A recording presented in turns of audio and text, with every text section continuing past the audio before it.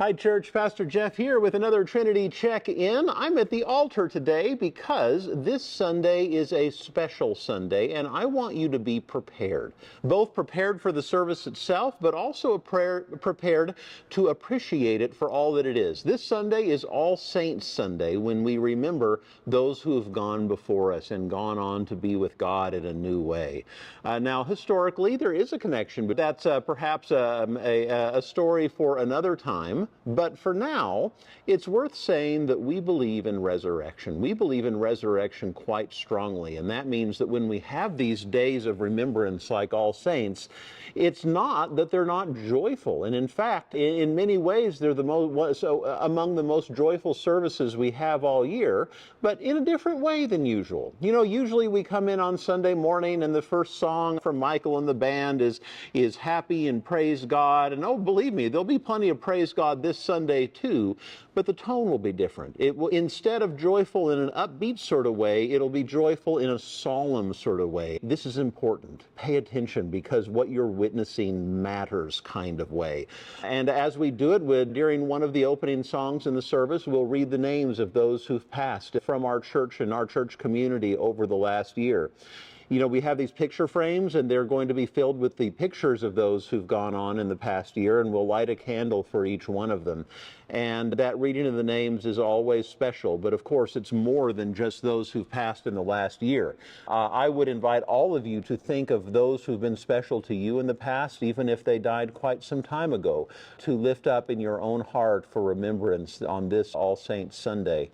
And bringing those memories together sets this day apart as one that is truly special. I always like to say that it's like a metaphor that comes from Celtic Christianity, you know, Ireland, Scotland, and that sort of area, in that they believe strongly in thin places, that there are places in this world where the veil between heaven and earth seems especially thin. Oh, God is always near. God is always with us.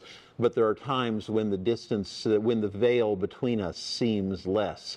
This is a thin day. This is a time when all that exists beyond our eyes feels closer, is almost tangible with us. And so I hope you will come prepared to appreciate it for all that it is, because it is wonderful every single time. I know what I just said sounds like a lot, but it is every single time. And of course, as part of that, we'll have communion too. Now, communion is always that. This is empty, by the way. I just realized I was handling it lightly. I'm not spilling anything.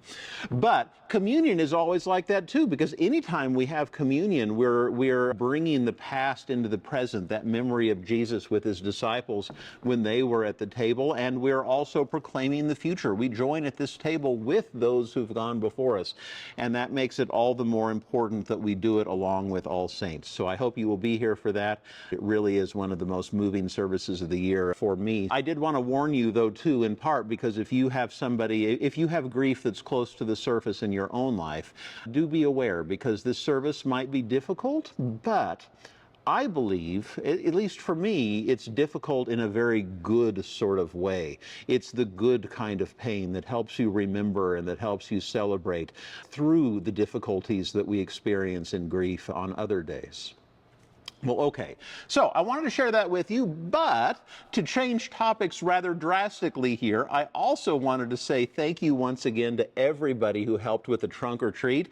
Oh my goodness, we had a lot of people here last Sunday afternoon. I was talking with some of the staff and volunteers that whenever you do a big event, you put so much work into it, there's a little piece of you that's like, I hope somebody comes.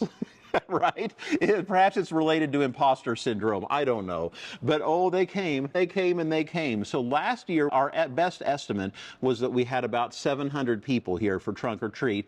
This year, there's no way to count. People come from different directions. They do different things. You know, some people get a hot dog. Some people don't get a hot dog. Some people get 2 hot dogs. Like, it's just difficult to count.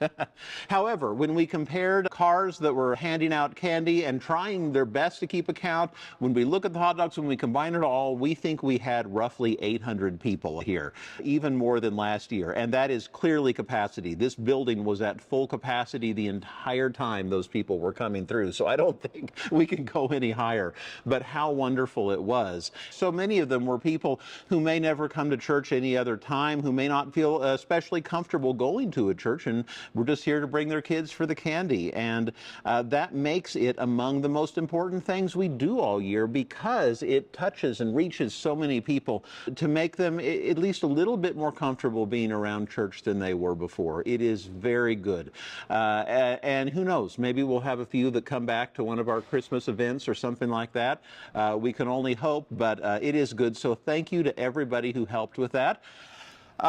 In the meantime, we have Ignite tonight. This very space will be the children's Christmas musical rehearsal this evening. We'll have pub theology. Pastor Jeff uses his doctorate class. We're doing how the Bible came to be tonight. So if that interests any of you, come at 6 o'clock over in room 213. And I'm planning to step through the whole Bible and talk about how we ended up with the book that we have today, beyond just saying God gave it to us. You know, how did it come to be, and what can we learn from that?